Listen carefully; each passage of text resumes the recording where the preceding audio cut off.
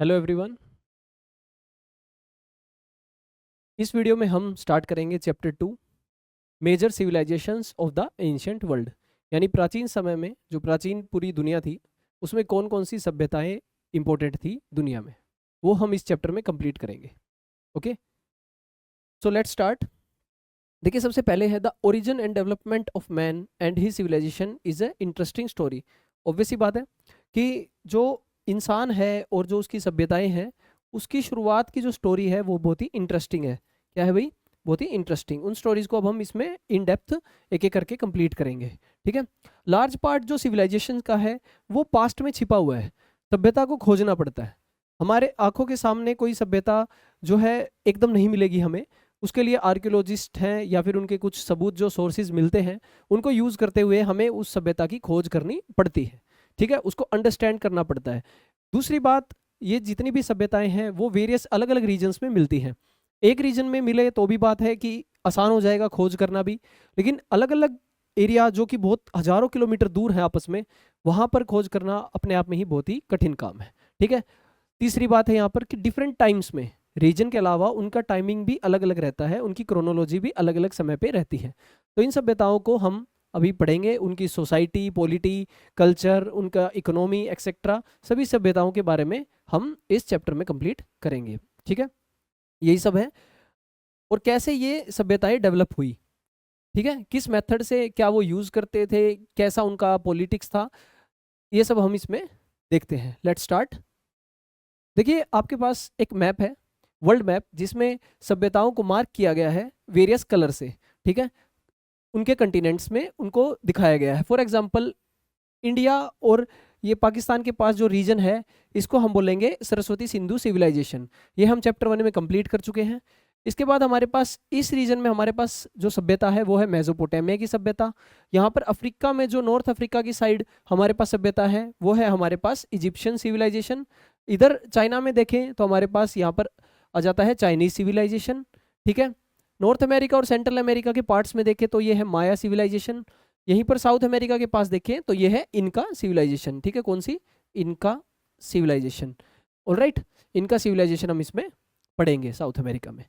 तो ये था हमारा मैप, जिसमें आपको एक ब्रीफ छोटा सा इमेज की फॉर्म में दिख गया है कि कौन सी सभ्यता कहाँ पर किस रीजन से बिलोंग करती है। ठीक है, आगे चलते हैं। देखिए, सबसे पहले हम स्टार्ट करेंगे इजिप्शियन सिविलाइजेशन। कौन सी सिविलाइजेशन है भाई? इजिप्ट की सभ्यता।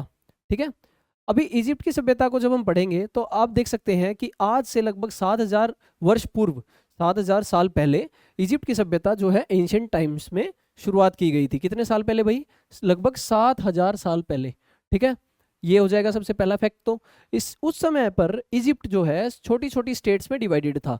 कंप्लीट एक इजिप्ट एक कंट्रोल, एक व्यक्ति के कंट्रोल में या फिर एक डायनेस्टी के कंट्रोल में नहीं था। उस टाइम पे वेरियस स्मॉल स्मॉल स्टेट्स में ये डिवाइडेड था। लेकिन धीरे धीरे इसकी स्टोरी क्या बनती है, कैसे ये इकट्ठा होता है, एक सभ्यता बनती है, उसको जानते हैं।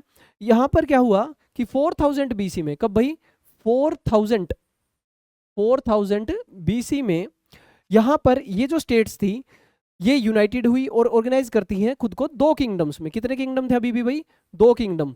इन सभी स्मॉल स्टेट्स के, ये जितनी भी स्मॉल स्टेट्स हैं, 4000 बीसी में क्या हुआ कि ये सभी दो किंगडम्स में डिवाइड हो गए। ठीक है, अब दोनों किंगडम्स को हम देखते हैं। सबसे पहला जो किंगडम था वो था आपका नॉर्थ इजिप्ट में। कहाँ पर था भाई? नॉर्थ इजिप्ट में, है ना? कहाँ पर? नील नदी के माउथ पे।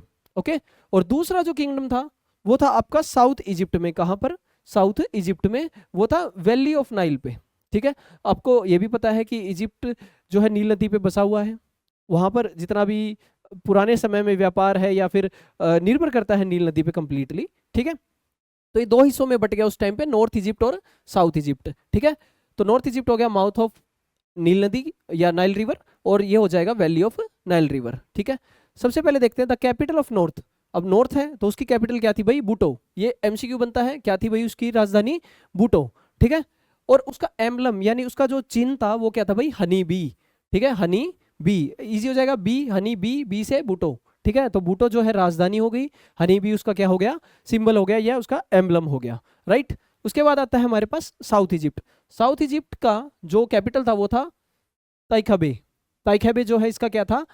कैपिटल था। और वहीं पर अगर हम इसके एम्बलम की बात करें तो इसका एम्बलम था बंच ऑफ पेपिरस। ये पेपिरस जो है पेजेस होते थे एक टाइप से जिनके ऊपर राइटिंग की जाती थी, लिखित में कुछ चीजें प्रदान की जाती थी। ठीक है, तो ये दो चीजें याद रखनी है। नॉर्थ इजिप्ट का जो आपके पास कैपिटल है वो हो जाता है बुटो, और वहीं पर एम्बलम था हनी बी। वहीं पर साउथ इजिप्ट की बात करें तो ताइखबे कैपिटल है और उसका एम्बलम क्या है, बंच ऑफ पेपिरस। ठीक है, धीरे धीरे ये बात कर रहे हैं हम 4000 बीसी की। कब की बात कर रहे हैं भाई, 4000 बीसी की।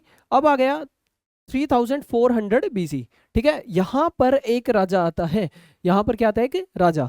ठीक है, उसका नाम क्या है, मीना और मिनिस। क्या नाम है, मीना और मिनिस इसको बोलते हैं। मीना और मिनिस उस राजा का नाम है, आपको अच्छे से याद रखना है। ठीक है, he subjugated the whole Egypt by uniting two kingdoms. तो पेपर में क्वेश्चन आ सकता है कि दोनों किंगडम्स को, नॉर्थ इजिप्ट को और साउथ इजिप्ट को किसने मर्ज किया या किसने यूनाइटेड किया, वो है किंग मीना या और मिनिस। कब किया भाई, 3400 बीसी। ठीक है, इसके बाद ये कंप्लीट जो है यहां पर यूनाइटेड हो गया।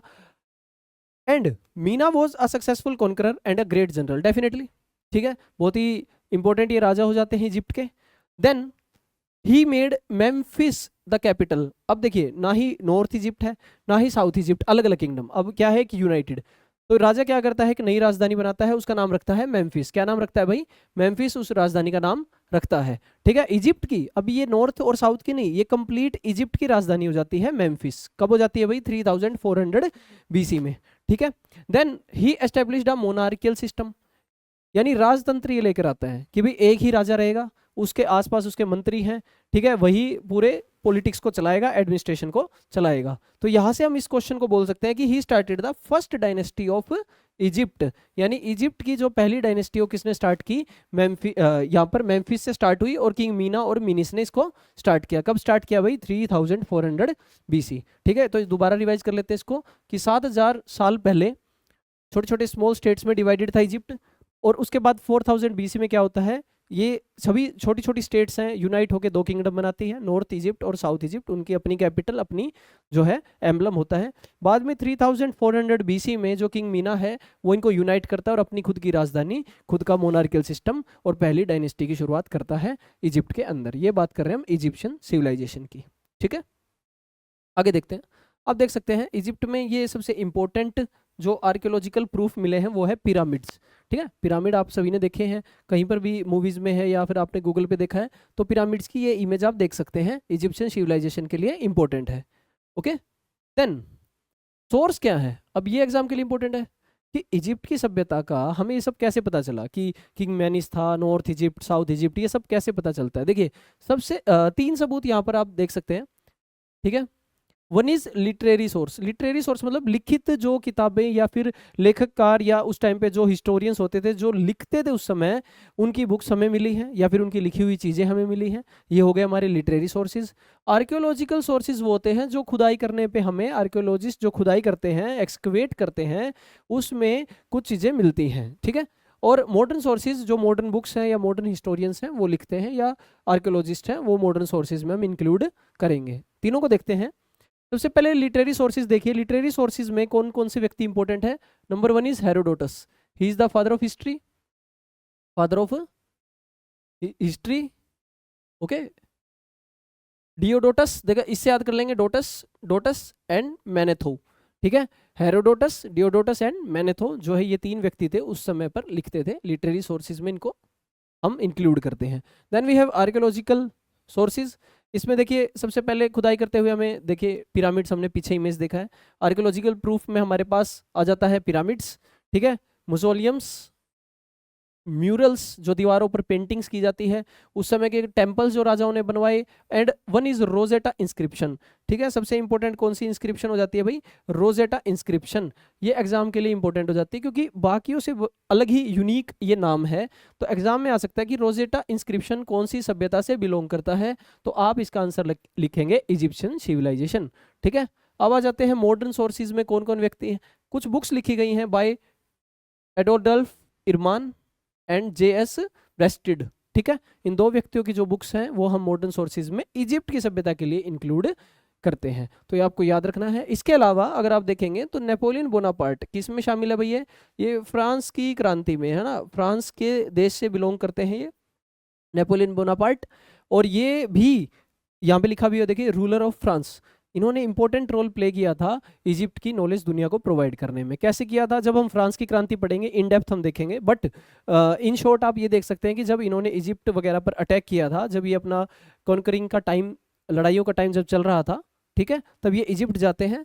और उस समय ये बहुत ही विद्वान व्यक्ति तो थे ही जनरल के साथ साथ, तो बड़े ही इंटरेस्टेड रहते थे स्टडीज़ में, ठीक है, कुछ ना कुछ खोज करने में। तो ये इनका भी श्रेय इजिप्ट की सिविलाइजेशन को बताने में दुनिया को जाता है, ठीक है। नेक्स्ट हमारे पास पॉलिटिक्स। अब हमने देखा कि ठीक है, किंग मैनिस आ गया, किंग मीना, मेम्फिस उसकी राजधानी हो गई, ठीक है, यूनाइटेड हो गया।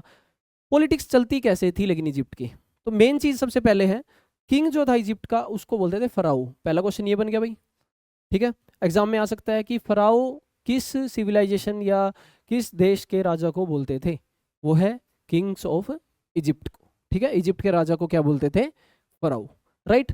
Then pharaoh was considered to be representative of justice and god. देखिए, फराओ को जो है कंपेयर किया जाता था न्यायमूर्ति से और भगवान से, मतलब he is supreme, okay.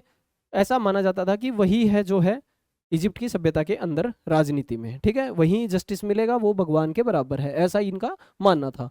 Political history की बात करें, उसको हम 3 पीरियड में अलग से पढ़ेंगे। इजिप्ट की सभ्यता की राजनीति को 3 पीरियड में हम पढ़ेंगे, क्योंकि 7000 साल पहले से हम इंट्रोडक्शन में पढ़ चुके हैं, तो राजधानी कंटिन्यूसली एक तरीके की तो होगी नहीं, तो इसको हम 3 फेज में कंप्लीट करेंगे, ठीक है। First part is known as ancient period. देखिए, इजिप्ट का जो पहला पीरियड है उसको बोलते हैं कब से, किंग मीना से 3400 बीसी से लेकर 2160 तक, इसको बोलते हैं एंशिएंट पीरियड ऑफ इजिप्ट। और इसको बोलते हैं पिरामिड एज, क्योंकि आपने देखा आर्कियोलॉजिकल प्रूफ में है पिरामिड एज, ठीक है, तो पिरामिड एज भी इसका दूसरा नाम है। तो नेक्स्ट क्वेश्चन हो जाएगा, पिरामिड एज किसको बोलते हैं, ancient period of Egyptian civilisation, ठीक है। Then we have medieval period, इसको बोलते हैं फ्यूडल एज। क्या बोलते हैं भाई, फ्यूडल एज। ये चलता है 1580 तक। कब तक चलता है भाई, 1580 बीसी तक, ठीक है। उस समय आपको पता होगा हमारे जो हमने सरस्वती सिंधु सिविलाइजेशन पढ़ी है, ठीक है, ये यहाँ पर शुरुआत हो चुकी थी और यहाँ पर उसका समाप्त होने का समय लगभग आ रहा था, ठीक है। तो उस समय इजिप्ट में क्या था भाई, मेडाइवल फेज था, यानी फ्यूडल एज आ चुकी थी। लास्ट है न्यू एरा, ये एक अलग सा नाम है। नॉर्मली आप पढ़ते होंगे कि यहाँ पर लिखा होता है मॉडर्न पीरियड। क्या लिखा होता है, मॉडर्न पीरियड, लेकिन यहाँ पर लिखा हुआ है न्यू एरा। और इसको बोलते हैं इंपेरियल एज। क्या बोलते हैं, इंपेरियल एज। ये चला 650 बीसी तक। कब तक चला भाई, 650 बीसी तक। तो 3 पीरियड है हमारे पास। एंशिएंट पीरियड को बोल लेंगे पिरामिड, 2160 तक। देन मेडाइवल को हम बोलते हैं फ्यूडल एज, ठीक है, और ये चलता है 1580 तक। और न्यू एरा और इंपेरियल एज एक अलग सा नाम है मॉडर्न की जगह पे, और इसको हम पढ़ेंगे 650 बीसी तक। तो देखते हैं आगे। सबसे पहले आ जाइए, देखिए पिरामिड एज, यानी 3400 से लेके 2160 तक हम ये टाइम पीरियड पढ़ेंगे, ठीक है। अब इसके अंदर बताया गया है कि इस समय जब पिरामिड की एज थी या फिर एंशिएंट टाइम था इजिप्ट का, तो इस टाइम लगभग कितनी डायनेस्टीज राज कर चुकी थी, वो है 6 डायनेस्टीज। कितनी भाई, 6 डायनेस्टीज इस एरा में राज कर चुकी थी। कितनी डायनेस्टीज थी, 6 डायनेस्टीज। इनमें से कुछ इंपॉर्टेंट रूलर्स के नाम आपको याद रखने हैं, सभी नहीं, कुछ इंपॉर्टेंट रूलर्स, जैसे नारमेर, अटा, जोसर, इम्फोटे, कुफू, उस्कर, एक्सेट्रा, ठीक है। ये सब नाम कुछ इंपॉर्टेंट है। इनमें से पहले 2 भी अगर आप याद कर लेते हैं एक बार के लिए, मोर देन सफिशिएंट है। बाद में धीरे धीरे जब आप रिवाइज करेंगे तो बाकी सब नाम भी आपको याद हो जाएंगे, ठीक है। इस समय पर लेकिन सबसे इंपॉर्टेंट बात क्या है, इंपॉर्टेंट बात पहली चीज तो ये है कि 6 डायनेस्टीज थी। दूसरी चीज, जैसा कि नाम है पिरामिड एज, तो इस समय जो फराओ थे उन्होंने बड़े बड़े ट्रायंगुलर शेप में ये टॉम्स बनवाई थी और इनका नाम रखा गया भाई पिरामिड। तो पिरामिड कब बनवाए गए भाई, एंशिएंट टाइम ऑफ इजिप्ट में। किसने बनवाए, फराउज ने। फराओ क्या होते हैं, किंग, ये हम पढ़ चुके हैं, ठीक है। ये बड़े बड़े पत्थरों से बने हुए थे, ठीक है। कितने पिरामिड थे लगभग उस समय, 70 पिरामिड्स आज भी देखने को मिलते हैं। कहाँ पर, वही राजा मेनिस की राजधानी मेम्फिस में। कहाँ पर भाई, मेम्फिस में, यानी साउथ ऑफ मॉडर्न इजिप्ट, ठीक है। इजिप्ट की आज की राजधानी क्या है, कियारो। क्या है, कियारो। इसके साउथ में जो उस समय की राजधानी थी मेम्फिस, वहां पर ये आज भी 70 पिरामिड आपको देखने को मिलते हैं, ठीक है जी। क्रेडिट बनवाने का अब एक व्यक्ति को तो जाएगा नहीं, ठीक है, वही 70, लेकिन उसमें से सबसे ज्यादा पिरामिड किसने बनवाए, वो जाता है इम्फोटे को। किसको भाई, इम्फोटे। ये रहा नाम ठीक है, इंपॉर्टेंट रूलर्स में। ये बताया था मैंने पहले कि अगर आप एक दो याद कर लेते हैं, बाद में बाकी राजाओं का डिस्कशन होगा, धीरे धीरे सभी याद आपको हो जाएंगे, ठीक है। इम्फोटे हु वाज द वजीर ऑफ द फराओ जोसर। तो आप देख सकते हैं इस राजा का वजीर था कौन, इम्फोटे, और इसने पिरामिड बनवाए थे। फराओ ये बाद में, ठीक है, पहले क्या था, वजीर। तो दो नाम आपको यहाँ से याद हो जाते हैं, ठीक है। तो सबसे ज्यादा श्रेय किसको जाता है, इम्फोटे को। किसको जाता है भाई, इम्फोटे। कौन सी डायनेस्टी का था ये, थर्ड डायनेस्टी। कितनी डायनेस्टी राज करती है उस समय, 6 डायनेस्टी। तो दोबारा रिवाइज करते हैं, पिरामिड बनाने का श्रेय किसको जाता है, इम्फोटे को। कौन सी डायनेस्टी से है, थर्ड डायनेस्टी, ठीक है। और उस टाइम कितनी डायनेस्टीज थी, 6 डायनेस्टीज, ठीक है। ये पिरामिड जो है इजिप्शियंस किस लिए बनाते थे, ये दिखाने के लिए खुद की इमोर्टैलिटी, और दूसरा ग्लोरी, ठीक है। और ये एक तरीके से राजा का सिंबल भी होता था, पावर का सिंबल भी यूज किया जाता था। और एक अन्य रीजन ये भी हो सकता है कि कंस्ट्रक्शन होगी तो लोगों को रोजगार मिलता है, ये भी आप एक इकोनॉमिकल रीजन में मान सकते हैं, ठीक है। बट मेन रीजन यही है, अपनी ग्लोरी, अपनी पावर दिखाने के लिए फराओ जो है पिरामिड्स की निर्माण वगैरह करवाता था, ठीक है। अच्छा, कौन से भगवान को जो है रूलर्स ऑफ इजिप्ट मानते थे उस समय, वो है सन गॉड, ठीक है, सन गॉड, सूर्य देवता को। रिमेंबर दिस, सन गॉड, ठीक है। एंड देयरफॉर उनको खुश करने के लिए इतने ह्यूज ह्यूज पिरामिड्स बना रखे थे उस समय, राइट। ये भी याद रखिएगा। पर्पस क्या था, फर्स्ट पर्पस तो रिलीजियस था, ठीक है। दूसरा पर्पस था अपनी पावर दिखाने के लिए राजा, ठीक है, बड़ी बड़ी इमारतों का निर्माण करवाते थे, ठीक है। और खुद के लिए इमोर्टल दिखाने के लिए, खुद को भगवान से कंपेयर करने के लिए पिरामिड वगैरह के निर्माण में शामिल होते थे, ठीक है। ऑब्जेक्टिव ये भी था, हमने डिस्कस किया, जैसा कि एम्प्लॉयमेंट, ठीक है, कि रोजगार लोगों को मिलता था। और यहाँ पर नेक्स्ट है कि कल्चर भी मेंटेन रहता था। राजा उस समय जो चीज़ बनवाएगा वो आज भी हम देख सकते हैं, तो इससे एक इजिप्ट का कल्चर भी हमें देखने को मिलता है। तो ये हो गया हमारे पास पिरामिड एज, ठीक है। कौन सी डायनेस्टी में सबसे ज़्यादा बनी, वो थी थर्ड डायनेस्टी। इम्फोटे को श्रेय जाता है इस चीज़ का, वजीर था वो, ठीक है। सन गॉड के लिए पिरामिड्स बनवाए गए थे, और रिलीजियस मेन पर्पस था, बाद में ग्लोरी एंड पावर इनका पर्पस रहा है, ठीक है जी। आप देख सकते हैं यहाँ पर पिरामिड्स ऑफ गीज़ा, गीज़ा के पिरामिड्स देख सकते हैं यहाँ पे। और इजिप्शियन स्क्रिप्ट भी आप देख सकते हैं, स्क्रिप्ट, ये इजिप्शियन स्क्रिप्ट हो जाती हैं। ये तस्वीरें आप देख पाएंगे, ये हमारे आर्कियोलॉजिकल प्रूफ हो जाते हैं, और कुछ लिटरेरी प्रूफ इजिप्ट की सभ्यता को दर्शाने के लिए यहाँ पर हो जाते हैं, ठीक है जी। नेक्स्ट है हमारे पास next age, that is feudal age. कौन सी एज भाई, फ्यूडल एज, जो 1580 तक चलती है। इस टाइम पे कितनी डायनेस्टीज राज करती है भाई, 5 डायनेस्टीज। कितनी डायनेस्टी थी यहाँ पर, लगभग 5 डायनेस्टी मानी जाती है फ्यूडल एरा में, ठीक है जी, फ्यूडल एरा में। इसमें से कुछ इंपॉर्टेंट रूलर्स वही जैसे हमने पिछले एंशिएंट टाइम्स में पढ़े, वो है इंटेफ, मेंटू, एमेनोहटेप, ओके, एक्सेट्रा। इस एरा में क्या हुआ, अगर एंशिएंट टाइम्स में इजिप्ट यूनाइटेड हुआ था, ओके, मेम्फिस उनकी राजधानी थी, बड़ी बड़ी चीज़ों का निर्माण हो रहा था, तो फ्यूडल एज में क्या हुआ होगा, तो यहाँ पर चीज़ें बट चुकी थी, यानी वापिस से इजिप्ट स्मॉल किंगडम्स में बट जाता है, क्योंकि जो उनका पीक टाइम था वो एंशिएंट टाइम्स में आ चुका था। उसके बाद आपस में लड़ाई झगड़े हुए, या various due to various reason दोबारा से छोटे छोटे किंगडम इनके बन जाते हैं, ठीक है। स्टेट पावर अब किसके हाथ में आ जाती है, फ्यूडल लॉर्ड्स। फ्यूडल लॉर्ड्स क्या होते हैं, फॉर एग्जांपल मान लीजिए एक राजा है, ये अपने 3 से 4 व्यक्तियों को पावर दे देता है कि आप इन 4 रीजन्स को संभाल लीजिए, ठीक है। ये हो गया एंशिएंट टाइम्स में, कि एंशिएंट टाइम्स में ये स्ट्रोंग है, इसने अपनी पावर दिखाने के लिए पिरामिड का निर्माण करवाया, ठीक है। इसने सूर्य देवता को पूजना स्टार्ट किया, ये जस्टिस का देवता एक्सेट्रा, ये पावरफुल है। लेकिन इसकी डेथ के बाद लड़ाइयाँ हुई, और इन सभी ने, इन चारों ने क्या किया, अपने अपने खुद के रीजन्स पे राज करना स्टार्ट कर दिया। ये इस रीजन का राजा बन गया, ये इसका, ऐसे करके 4 अलग अलग स्मॉल रीजन्स में बट गया। इनको बोलते हैं फ्यूडल लॉर्ड्स, ठीक है। फ्यूडल लॉर्ड्स के पास पावर होती थी, राजा के द्वारा दी गई जमीन होती थी, रहने के लिए घर, सेना, सब चीजें रखते थे, लेकिन पहले राजाओं की मदद के लिए रखते थे। स्ट्रॉन्ग राजा की डेथ के बाद इन्होंने खुद के लिए वो सब चीजें रखनी स्टार्ट कर दी, ठीक है। ये बात है फ्यूडल एज की। देन ये स्ट्रगलिंग एक टाइम था, all round development of each state took place, मतलब यहाँ पर ऑल ओवर इजिप्ट की डेवलपमेंट की ज़्यादा बात नहीं होती थी, ये अपनी अपनी स्टेट की डेवलपमेंट करते थे इंडिविजुअल लेवल पे, कि मैं मेरी स्टेट को देखूं, मैं मेरे रीजन के लिए कुछ करूं, ठीक है। ये सब इनका मेन टारगेट इस टाइम पे होता था। यानी यहाँ पर डिसइंटीग्रेशन या कह सकते हैं लड़ाई झगड़े ये सब चल रहे थे, ठीक है। पीस और स्टेबिलिटी नहीं थी, ठीक। इस समय लेकिन क्या कुछ बना ही नहीं था, ऐसा नहीं है। कुछ ना कुछ कंस्ट्रक्शन ये भी कर रहे थे, अपनी पावर दिखाने के लिए भी अपने रीजन में कुछ ना कुछ बना रहे थे। फॉर एग्जाम्पल टॉम्स बनवाई जाती थी, ठीक है, ट्रेड और एग्रीकल्चर पे भी फोकस किया जाता था इस समय।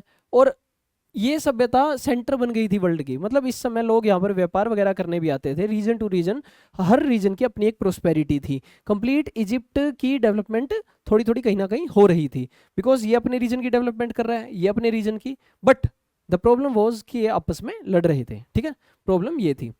ये देखिए लिखा भी हुआ है, feudal lords use to fight with each other, वहाँ दिक्कत आती थी।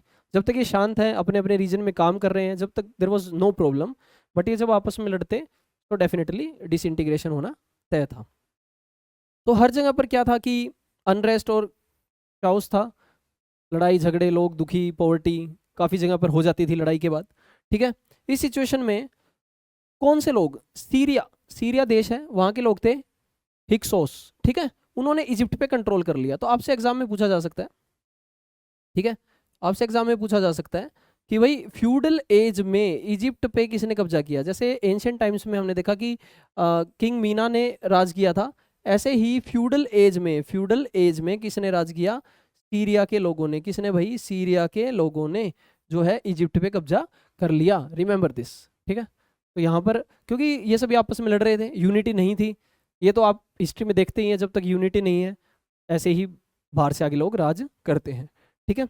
They started exploiting the local people, क्योंकि वो उनका देश तो था नहीं, आके लोकल लोगों को एक्सप्लॉइट करना स्टार्ट कर दिया। इससे जनरल पब्लिक उनको हेट करने लगी, किसको, हिक्सोस पीपल को, सीरिया के लोगों को नफरत से देखने लगे इजिप्ट के लोग फिर बाद में। और फाइनली क्या होता है, एमोसिस, एमोसिस कौन था, एक फ्यूडल लॉर्ड ऑफ थेबेस। मैंने बताया कि जैसे चार मान लीजिए लॉर्ड्स हैं, अलग अलग रीजन में अपना काम कर रहे हैं, उसमें से एक व्यक्ति, एक लॉर्ड हो गया एमोसिस। एमोसिस का रीजन कौन सा था, थेबेस, ये थेबेस पे राज करता था। अब ये आवाज उठाता है किसके खिलाफ, सीरिया के लोगों के खिलाफ, यानी जो लोग, सीरिया के लोग जो इजिप्ट पे राज करने आए थे उनके खिलाफ ये आवाज उठाता है, ठीक है। Who drove the Hyksos people out of Egypt, इस व्यक्ति ने, एमोसिस ने, जो सीरिया के लोग हैं हिक्सोस को अपने देश से बाहर निकाला और खुद अब देश पे राज करने लगा, ठीक है। यहाँ पर आप देख सकते हैं लड़ाई झगड़े, ठीक है, आपस में विदेश से अटैक, फॉरेन पावर्स का अटैक, ठीक है। और यहाँ पर rulers of coming dynasties were puppets, वो सभी इसके अंडर काम करने लगे आने वाली डायनेस्टीज के। तो ये टाइम हो गया हमारा फ्यूडल एज का टाइम, ठीक है जी। यहाँ पे देख सकते हैं ancient Egyptians knew that the sunlight and heat are essential for life. आप जैसे कि बायो में भी पढ़ते हैं that sunlight is important for photosynthesis, ठीक है। फिर दूसरा, sun is the source of all power, right. तो इसलिए वो सूरज देवता को किससे बोलते थे, रे और रा, रे और रा, रे और रा, इसलिए क्रिएशन के लिए, ये वर्ड किस लिए यूज किए जाते हैं, क्रिएशन के लिए। यहाँ पर लिख देते हैं रे और रा, रे और रा, ठीक है जी। ये एक इंपॉर्टेंट एमसीक्यू है कि सन देवता का और क्या निकनेम थे या क्या नाम से बोलते थे इजिप्ट के लोग, रे और रा, ठीक है जी। नेक्स्ट हमारे पास इंपेरियल एज, जो थर्ड एज है इजिप्ट की, वो है इंपेरियल एज 650 बीसी तक। इंपेरियल एज नाम से दिख रहा है, इंपेरियल यानी बहुत ही बड़ी एक डायनेस्टी, ठीक है, या फिर एक बहुत बड़ा किंगडम, राइट। इसमें क्या है, establishment of well organised system of governance, यानी एक बहुत बड़ा इंपेरियल सिस्टम बना, ठीक है, यानी बहुत ही अच्छे तरीके से देश को चलाया गया और वेल ऑर्गेनाइज सिस्टम यहाँ पर बना। किसने बनाया, 18th जो डायनेस्टी आई थी उसका राजा जिसका नाम है एमेनोटेप, रिमेंबर दिस नेम, एमेनोटेप। इसने वेल ऑर्गेनाइज सिस्टम बनाया, किसने बनाया भाई, एमेनोटेप ने एक वेल ऑर्गेनाइज सिस्टम इस समय पर बनाया। इसको खत्म करके फ्यूडेटरीज को, फ्यूडेटरीज कौन थे, जो पीछे हमने पढ़े थे, ठीक है, फ्यूडेटरीज फ्यूडल एज के समय के, ठीक है, कौन सी एज के समय के, फ्यूडल एज के समय के फ्यूडेटरीज को खत्म करके एमेनोटेप ने एक बहुत ही वेल ऑर्गेनाइज सिस्टम बनाया कि कैसे इजिप्ट पे काम होगा, कैसे एडमिनिस्ट्रेशन चलेगा, ऑलराइट। अब लोग खुश थे, प्रोस्पेरिटी होती थी, बहुत सारी डायनेस्टीज ने इस समय राज किया। तो उनके राजाओं को देखते हैं, उनमें से कुछ प्रोमिनेंट थे, एमेनोटेप 2, एमेनोटेप का बेटा हो जाता है एमोस, थुटमोस, एमेनोटेप 3, ओके। और एक फीमेल रूलर भी आती है, उसका नाम है हेट्सपट्स, ठीक है, ये आप नाम याद कर लीजिएगा फीमेल रूलर का। ये इस किस टाइम पे आती है, इंपेरियल एज के समय पे, ठीक है जी। इस समय पर सोसाइटी, इकोनॉमी, पॉलिटिक्स सब कुछ अच्छा था, हर चीज़ वेल ऑर्गेनाइज थी, यानी एंशिएंट टाइम में क्या था कि राजा अपनी पावर दिखाते थे, हो सकता है उनमें से कुछ राजा बुरे रहे हों, कुछ अच्छे। उसके बाद फ्यूडल एज में आपस में लड़ाई थी, विदेश से आक्रमण लड़ाई, लेकिन यहाँ पर क्या था, लोग शांति से रह रहे थे, डेवलपमेंट की बात थी, व्यापार था, यूनाइटेड वेल ऑर्गेनाइज एक सिस्टम था, सभी की सुनी जाती थी। ठीक है, इसमें क्या रहे, लगभग 3100 साल तक 31 डायनेस्टीज ने इजिप्ट पे राज किया ओवरऑल। और फाइनली इजिप्ट पे क्या होता है कि ग्रीक देश का राजा जिसका नाम है अलेक्जेंडर, सुना है नाम, सिकंदर। ठीक है, अलेक्जेंडर ने जो है इजिप्ट पे कब कब्जा कर लिया, 332 बीसी में। कब किया भी कब्जा, 332 बीसी में यहाँ पर सिकंदर ने इजिप्ट पे कब्जा कर लिया।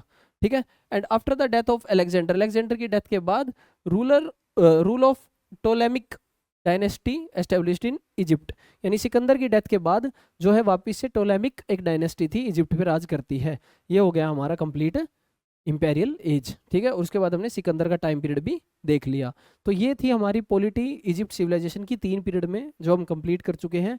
इसमें आप देख सकते हैं इजिप्शियन टेम्पल्स जो आर्कियोलॉजिकल प्रूफ में हमें दिखाई भी गए थे पिरामिड्स के साथ साथ, वो सब आप यहाँ पर देख सकते हैं। ठीक है, अब आ जाइए एडमिनिस्ट्रेशन, यानी इनका प्रजातंत्र कैसे था, कैसे इनकी सरकार चलती थी या कैसे राजा राज करता था, उसका क्या सिस्टम था। सबसे पहले तो हमने जैसे कि पहले भी पढ़ा था कि राजा का दूसरा नाम क्या था भाई, फराओ, या उसका टाइटल था फराओ। ठीक है, उसके पास अनलिमिटेड पावर्स होती थी, अधिकार होते थे, ऑटोक्रेटिक अपनी मनमर्जी का राजा होता था, सभी पावर जो है उसके हाथ में ही होती थी, एंड अपने आप को भगवान के समान फराओ मानता था। ठीक है, ये हमने देखा था एंशिएंट टाइम्स में, इसके लिए वो पिरामिड भी बनाते थे दिखाने के लिए अपनी पावर। ठीक है, दूसरी पोस्ट होती थी वजीर की, इमेनोटेप जिसने पिरामिड्स को बनाने का श्रेय जाता है, 3rd डायनेस्टी, वो वजीर था स्टार्टिंग में। इसके बाद अगली जो पावर थी फराओ के बाद वो होती थी वजीर की। ठीक है, और वो फराओ की मदद करता था सरकार चलाने में, या फिर वी कैन से एडमिनिस्ट्रेशन में, यानी राजा राज करे उसकी मदद के लिए कौन था हमारे पास उस समय, फराओ के साथ वजीर। ठीक है, इसका मेन काम क्या होता था, मेन काम इसका होता था टैक्स कलेक्ट करना। ठीक है, और रिकॉर्ड्स, इनकम और खर्चे का रिकॉर्ड मेंटेन रखना, ये इसका मेन काम उस टाइम पे होता था। ठीक है जी, थर्ड चीज जो फराओ के लिए इंपॉर्टेंट थी वो थी मिलिट्री ऑर्गेनाइजेशन। ठीक है, मिलिट्री की ऑर्गेनाइजेशन बहुत ही इंपॉर्टेंट थी। स्टार्टिंग में जो है फराओ के पास परमानेंट मिलिट्री या आर्मी नहीं होती थी, परमानेंट नहीं होती थी, उनके लिए फ्यूडल लॉर्ड्स जो अलग अलग एरिया में उनके लिए सेना रखते थे, मदद के लिए समय पर आ जाते थे, ये स्टार्टिंग में था। मिलिट्री ऑर्गेनाइजेशन किस पे बेस्ड थी, देखे लिखा भी हुआ है, फ्यूडल सिस्टम पे। किस पे बेस्ड थी भाई, फ्यूडल सिस्टम पे ये बेस्ड थी। ठीक है, यानी क्या था कि मान लीजिए राजा के पास आज कुछ समय के बाद तो आर्मी हो गई होगी, लेकिन आर्मी मेंटेन करने के लिए राजा क्या करता था, अलग अलग लोगों को पावर दे देता, उनको एरिया दे देता राज करने के लिए, वो अपने पास छोटी छोटी आर्मी रखते, और राजा के बुलाने पे वो सभी आर्मीज राजा की मदद के लिए चली जाती थी। ठीक है, जैसे तानाजी मूवी में आप देख सकते हैं उस टाइप से। ठीक है, धीरे धीरे 12th डायनेस्टी उसमें फराओ ने एक परमानेंट आर्मी बनाई। तो ये अगला क्वेश्चन बनता है कि फराओ ने परमानेंट आर्मी कब बनाई, ये थी भाई 12th डायनेस्टी में। ठीक है, तो आप 12th डायनेस्टी में इसको मार्क करेंगे कि परमानेंट आर्मी सबसे पहले 12th डायनेस्टी के टाइम पे ही बनी थी। ठीक है, नेक्स्ट जो सबसे इंपॉर्टेंट चीज थी वो तो मंत्री परिषद यानी काउंसिल, यानी वेरियस टाइप्स ऑफ मंत्रीज। कहाँ बैठते थे ये सभी, ये कोर्ट में बैठते थे फराओ के। किसके कोर्ट में भाई, फराओ के। ठीक है, फिर एक सेपरेट काउंसिल होती थी, इसमें देखते हैं सेपरेट काउंसिल किसकी होती थी, एल्डर लोगों की, मतलब जो समझदार व्यक्ति थे, उनमें से बुजुर्ग थे, जो एक्सपीरियंस थे, उनके लिए एक अलग से काउंसिल ये होती थी। ठीक है, ताकि राय उनसे कुछ ओपिनियन लेना है तो वो सब वहाँ पर डिस्कस कर सके। नेक्स्ट था प्रोविंशियल रूलर। प्रोविंशियल क्या होता है, जैसे आज के समय हमारे पास एक है सेंट्रल गवर्नमेंट, और सेंटर के बाद है स्टेट गवर्नमेंट। स्टेट को उस टाइम पे प्रोविंशियल एरिया बोलते थे, यानी down to centre, federal types. ठीक है, प्रोविंशियल रूलर्स अलग से होते थे। एम्पायर को अलग अलग प्रोविंस में बांटा हुआ था अपनी कन्वीनियंस के हिसाब से, किसी ने भी 4 हिस्सों में, किसी ने 10 में, किसी ने 20 में, स्मॉलर छोटे छोटे प्रोविंसेस में उनको डिस्ट्रीब्यूट किया हुआ था। हर प्रोविंस को बोलते थे नोम। क्या बोलते थे भाई, नोम। ये इंपॉर्टेंट है, ये एमसीक्यू बन जाता है कि नोम क्या होता है, नोम होता था प्रोविंस यानी स्टेट। ठीक है, किसमें, इजिप्ट के अंदर प्रोविंस का नाम होता था नोम, और उसके रूलर को बोलते थे नोमार्क। जैसे पूरे इजिप्ट के राजा को फराओ या मोनार्क बोलेंगे, ऐसे ही नोम बोलेंगे प्रोविंस को, और उसके राजा को बोलेंगे नोमार्क। ठीक है, नोमार्क को कौन अपॉइंट करेगा, ऑब्वियस सी बात है फराओ ही उसको अपॉइंट करेगा। कौन अपॉइंट करेगा भाई, फराओ ही उसको अपॉइंट करेगा। इसके बाद हमारे पास लोकल गवर्नमेंट, यानी डाउन टू द स्टेट या प्रोविंस हमारे पास आता है। स्टेट या शहरों में जो सरकार है उसको बोलते हैं हम लोकल गवर्नमेंट। इसको देखते हैं, एडमिनिस्ट्रेशन जो गांव का था वो किसके हाथ में था? Feudal lords. डेफिनेटली फ्यूडल जो लॉर्ड्स बिठा रखे थे फराव ने कि आप सेना मेंटेन कीजिए, आप ये ज़मीन रखिए, इसमें टैक्स कलेक्ट कीजिए, तो डेफिनेटली वो गांव को भी वही लोग संभालते थे। उनके हाथ में सारी पावर, सारा न्याय गांव का, ये सब उनको पावर फराव ने दी गई थी फ्यूडल लॉर्ड्स को। ठीक है। शहरों में क्या होता था? शहरों में अलग से ऑफिसर होते थे। ओके, वो पीस या रुपए वगैरह टैक्स वगैरह कलेक्ट करने की पावर रखते थे, अलग से ऑफिसर शहरों के लिए अपॉइंट कर रखे थे। ठीक है। फ्यूडल लॉर्ड्स अपना गांव में संभालते थे कामकाज, और ये इनके लिए अलग ऑफिसर्स थे। ये हो गया लोकल सरकार इजिप्ट की। अगला एक सबसे इंपॉर्टेंट सिस्टम होता है हर देश में, वो है जस्टिस सिस्टम। जैसे आज के समय सुप्रीम कोर्ट है, फिर हाई कोर्ट है, फिर डिस्ट्रिक्ट कोर्ट है, ऐसे उस समय कौन से कोर्ट्स होते थे? Judicial system. सबसे टॉप पे तो फराव ही खुद को चीफ जस्टिस मानते थे। ठीक है, कि मैं ही हूँ, मुझसे न्याय लो। ठीक है। और जितना भी केस होता था उसको राइटिंग में लिखा जाता था कि ये केस है, इसमें ये हुआ, ऐसे हुआ, गवाह ने ये बोला, ये सब राइटिंग में। आज भी आप देखते हैं कोर्ट में राइटिंग में होती है चीज़ें। ठीक है। और 3 दिन में केस को डिसाइड करना होता था। Criminal was given harsh punishment, जैसे beating with stick, mutilation, expulsion from country. बहुत ही हार्श पनिशमेंट क्रिमिनल को दी जाती थी। छोटी मोटी सजाएं उन लोगों के लिए थी जो छोटे मोटे क्राइम्स या छोटे मोटे सिविल केसेस में होता था। ठीक है, ये था उनका जुडिशियल सिस्टम। ठीक है जी। नेक्स्ट है इकोनॉमी एंड कॉमर्स की बात करते हैं कि उनका व्यापार कैसे चलता था, या रुपए पैसे, उनका ट्रेड, इन सब को हम डिस्कस करते हैं इजिप्ट की सभ्यता के अंदर। सबसे पहले देखिए, सबसे इंपॉर्टेंट उनके रुपए कमाई का जरिया था, वो था एग्रीकल्चर। क्या था भाई? एग्रीकल्चर। एक एग्रीकल्चरिस्ट कंट्री हुआ करती थी इजिप्ट उस समय। इसमें वीट, बार्ले, कॉटन, फ्लेक्स, ये सब मेन क्रॉप्स थी। इसके अलावा फ्रूट, ग्रेप्स, फिग, डेट्स, ये भी इसमें फ्रूट्स के तौर पे उगाए जाते थे। फराओ जो है स्पेशल अटेंशन देता था एग्रीकल्चर को। और इरिगेशन यानी सिंचाई, यानी पानी के लिए अलग से प्रबंध थे ताकि खेतों में पानी की कमी ना हो या फिर फसलों को पानी की कमी ना लगे। ठीक है, इसके लिए अलग से अरेंजमेंट इरिगेशन के किए गए थे। अगला जो रुपए कमाने का वो था एनिमल हस्बेंड्री। इकोनॉमी में एनिमल हस्बेंड्री यानी पशुपालन। क्या होता है यार? ये होता है पशुपालन। ठीक है। इजिप्शियन एनिमल्स रखते थे, कौन से? काउज है, शिप है, डोंकीज, काल्व्स, मंकीज, पोल्ट्री, मुर्गा पालन वगैरह भी ये सब करते थे। अलग अलग टाइप जो आज भी देखने को मिलते हैं, वो सभी चीज़ें उस समय पे भी होती थी। ठीक है।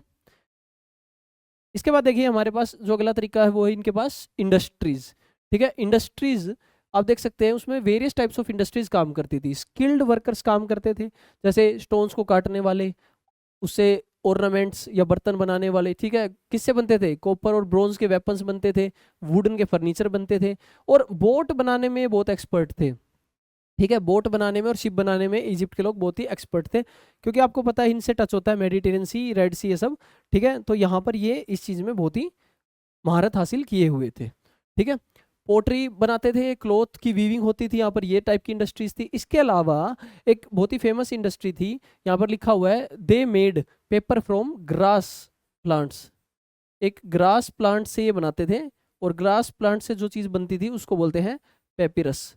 मैंने स्टार्टिंग में बताया था आपको कि इस पे राइटिंग का वर्क होता था। पेपिरस ये बनता था ग्रास के एक प्लांट से। ठीक है। और इसके अलावा मेडिकल मटेरियल्स भी ये बहुत सारे बनाते थे, दवाइयाँ वगैरह का यहाँ पर प्रबंध था। ठीक है। आप देख सकते हैं यहाँ पे लिखा हुआ है मेटल का ये बना हुआ है, टॉम्स में प्राप्त हुआ है, यानी कब्रों में मिला है, इजिप्ट के पिरामिड्स में चीज़ें मिली हैं। तो ये यहाँ से दिखता है कि उस टाइम पे इस चीज़ की इंडस्ट्रीज थी, और कॉपर ब्रॉन्ज की चीज़ें या फिर बाकी से भी गोल्ड सिल्वर की चीज़ें भी ये बनाते थे।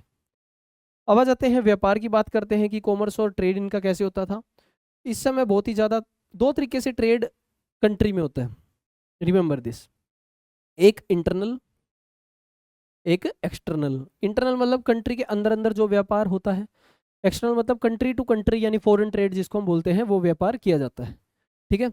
इंटरनल ट्रेड इजिप्ट में किया जाता था नाइल रिवर के अंदर। किसके अंदर भाई? नाइल रिवर की मदद से। वो बोट्स या अपना शिप से जाते थे, और वहाँ से अलग अलग रीजन्स में सामान को डिस्ट्रीब्यूट करते थे वाया पोर्ट्स, छोटे छोटे पोर्ट्स।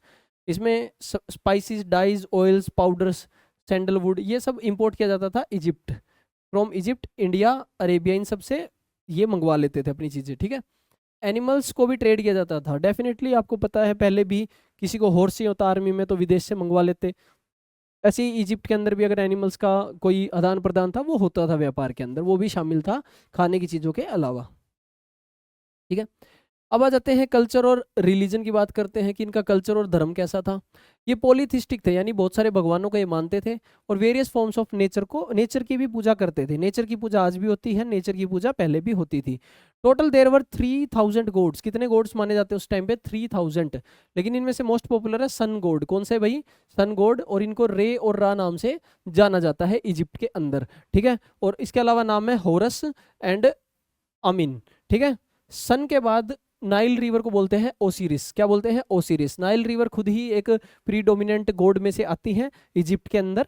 और इसके अलावा इजिप्ट के लोग नट, नट यानी गॉड ऑफ स्काई, सूर्य देवता, सॉरी स्काई आकाश के देवता, ठीक है, और सिन यानी मून को पूजते थे। ठीक है, तो आप याद रखिएगा नट और सिन ये हमारे पास हो जाएंगे स्काई के देवता और सूर्य ये चंद्रमा। ठीक है, फराओ की डेथ के बाद क्या होता था? उसके feudatories bodies were coated with chemical put into high rise Tombs.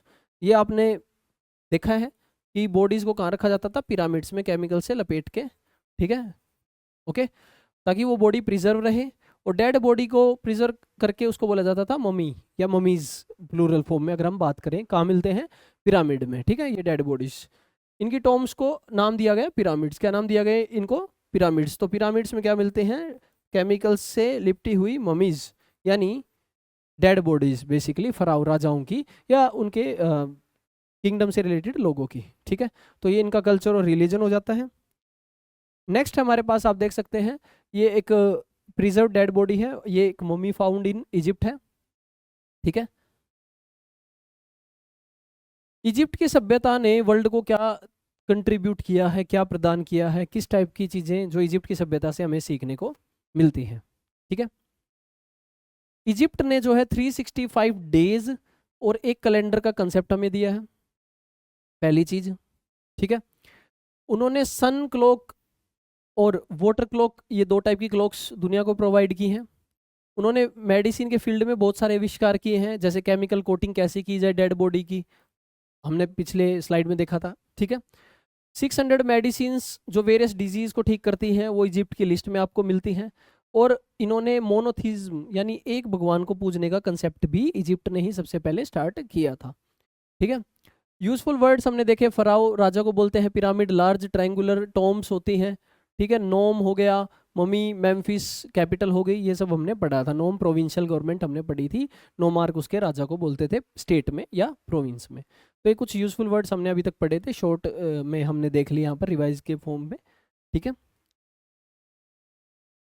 इसमें देखते हैं, हमने सोर्सेज कंप्लीट कर लिए इजिप्ट की सभ्यता के। हमने 3 सोर्स देखे, literary source, archaeological source and modern source. इसमें हेरोडोटस हो गया हमारे पास, रोजेटा की इंस्क्रिप्शंस हो गई, पिरामिड्स हो गए, और मॉडर्न में राइटर्स को हमने देख लिया है। ठीक है, कितने पार्ट्स में हम हिस्ट्री को पढ़ते हैं? 3 पार्ट्स में पढ़ते हैं। एंशिएंट सिविलाइजेशन, पिरामिड की एज हो गई, उसके बाद फ्यूडल एज है, न्यू एरा, और इंपेरियल एज, थर्ड आपका वर्जन हम इसमें पढ़ते हैं। इकोनॉमिक एक्टिविटी में क्या क्या था? 2 टाइप का ट्रेड था, internal trade and external trade हम पढ़ते हैं। इंटरनल ट्रेड किस नदी पे होता था? नाइल रिवर से होता था, और एक्सटर्नली इंपोर्ट एक्सपोर्ट का काम इनका आपस में चलता रहता था। ठीक है, एडमिनिस्ट्रेटिव सिस्टम में हमने देखा सबसे टॉप पे हमारे पास है फराओ। ठीक है, उसके बाद अगली जो पोस्ट थी वो थी वजीर, इम्फोटस। इसमें वजीर में एक व्यक्ति है जिसका नाम है इम्फोटस। ठीक है, इसको पिरामिड बनाने का जो है माना जाता है व्यक्ति इंपॉर्टेंट।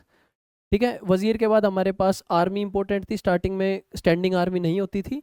इसके बाद जुडिशियल सिस्टम है, लोकल गवर्नमेंट में गांव में फ्यूडल लॉर्ड्स होते थे, शहरों में उनके अलग से ऑफिसर होते थे टैक्स कलेक्ट के। इजिप्ट की सभ्यता ने दुनिया क्या दिया है? 365 डेज का कंसेप्ट, कैलेंडर का concept, sun clock and water clock, monotheism का कंसेप्ट। ठीक है, मेडिसिन्स, ये सब चीज़ें उन्होंने हमें प्रोवाइड करवाई हैं। ठीक है, इसके बाद लेट्स डू में देख सकते हैं कुछ एंशिएंट सिटीज़ के नाम बताइए, मॉडर्न सिटी से कंपेयर कीजिए, ये आप कर लेंगे। और ट्रेडिंग सिटीज़ इजिप्ट की मैप पे मार्क करनी है। ठीक है, ये आपका लेट्स डू का वर्क है। ठीक है, सो ये था हमारा पार्ट 1 में इजिप्ट की सिविलाइजेशन। नेक्स्ट पार्ट में हम देखेंगे Mesopotamia civilisation. Thank you everyone.